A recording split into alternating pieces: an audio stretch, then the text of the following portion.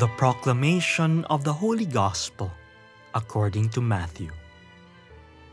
When Jesus heard of the death of John the Baptist, he withdrew in a boat to a deserted place by himself. The crowds heard of this and followed him on foot from their towns. When he disembarked and saw the vast crowd, his heart was moved with pity for them, and he cured their sick. When it was evening, the disciples approached him and said, "This is a deserted place, and it is already late. Dismiss the crowd so that they can go to the villages and buy food for themselves." Jesus said to them, "There is no need for them to go away. Give them some food yourselves." But they said to him, "5 loaves and 2 fish are all we have here." Then he said, "Bring them here to me." And he ordered the crowds to sit down on the grass. Taking the 5 loaves and the 2 fish, and looking up to heaven, he said the blessing, broke the loaves, and gave them to the disciples, who in turn gave them to the crowds. They all ate and were satisfied, and they picked up the fragments left over, 12 wicker baskets full. Those who ate were about 5,000 men, not counting women and children. The Gospel of the Lord. Our Gospel for this Sunday is taken from St. Matthew. We have been reflecting on a community fed by God, and how a community is generated precisely by the food that God gives. They jokingly say, where 2 or 3 Filipinos are, there is eating. Our sense of community seems to center on food, and I guess it is part of the culture of so many people. Yet what type of food do we take? And what type of food generates our community? In the first reading from Isaiah, God the Creator promises food and drink to people. Yet, aside from physical food and drink from the earth, God offers another type of food. His Word, His love, His covenant. His Word, His love, His covenant that generate a community that lives by the divine food that God offers to us.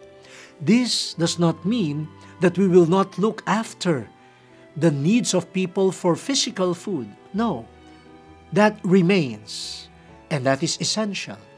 But having given people bread, rice, vegetables, drink and wine, people still need the Word of God, the love of God, communion with God. And this is affirmed by St. Paul in the second reading. In his letter to the Romans, he tells us that in this world of separation, where many causes are invoked for people to separate from one another, there is one thing that will always endure: the love of Christ for us. The love of Christ will always be with us. Nothing can separate us from the love of Christ. Our community life, if you want to call it that, our community life with Jesus will remain. He will feed us with His love, and the life of this community depends on the love of Christ. That is our food, the love of Christ. Now, in the Gospel, in narrative form, we have these beautiful teachings woven also. The setting is Jesus and His disciples moving to an isolated place after mission and after the sad news of the death of John the Baptist. Hard labor, a harrowing bit of information about a violent death, I mean, who would not want to go to a faraway place just to rest, just to meditate? A legitimate need that Jesus wants to respond to, not only for himself, but for his disciples. But when they got to this faraway place, they realized it was not that far after all, for the crowd followed them, bringing their sick people. They were looking for Jesus and his disciples. They were hungry for love, hungry for compassion, hungry for healing. And look at the love of Jesus. He could have easily said, look, I deserve some respite.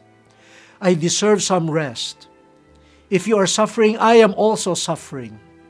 And my disciples have been on mission. Please give them also time to rest. But no. As St. Paul declares, nothing can separate us from the love of Christ. So he attended to the needs of the people. Forgetting his own needs, he feeds them with love. He feeds them with the assurance that God always has a spot in his heart for the poor and the suffering. God will always be here to feed them. Then the disciples told Jesus, it's getting late, and this is a faraway place. Better send them home so that they could travel with the sun still up, and besides, so that they could buy their own food. As we will learn later on, there are thousands of them, at least 5,000. And the suggestion of the disciples was logical. But Jesus, gave an astounding answer. You give them something to eat yourselves. There is no need to disperse them. No need to disperse them. No need to scatter them. They are already gathered around me. Let them stay. Let them recline. And we will have a feast. Imagine that sight. Imagine thousands of people gathered, centered on Jesus. He doesn't want them to be scattered, but to remain gathered, a community around him. He had already begun to feed them with his love. Now he tells the disciples, feed them too. But they had only 5 loaves and 2 fish. Here, look at the marvel of the love of Jesus. He takes these simple gifts, 5 loaves and 2 fish. He says a blessing, meaning he thanks God. He prays. He prays to God, the God of love, the God who created heaven and earth, the God who promised love, compassion, and covenant in the first reading through Isaiah, the God who will not leave his people. Jesus prays to God, offering 5 simple loaves and 2 fish. And with God's blessing, we do not know how it happened. The bread, the fish were distributed. And lo and behold, everyone was able to eat. Distributed by an act of sharing. Blessed by God, shared among brothers and sisters in a community that has feasted on the love of Christ with Jesus at the center. Imagine that. What a banquet. Everyone has had his or her fill, and there were leftovers, enough for another meal. This is the power of a community fed by God, fed by God's love. They are able to share, and no one is left wanting or needy.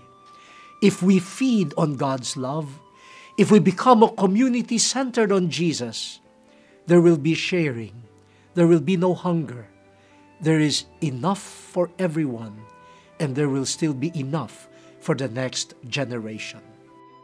How I wish this type of community will happen in our midst, and that the worldwide community may be a community of sharing rather than hoarding, a community of compassion and love rather than of neglect of other people.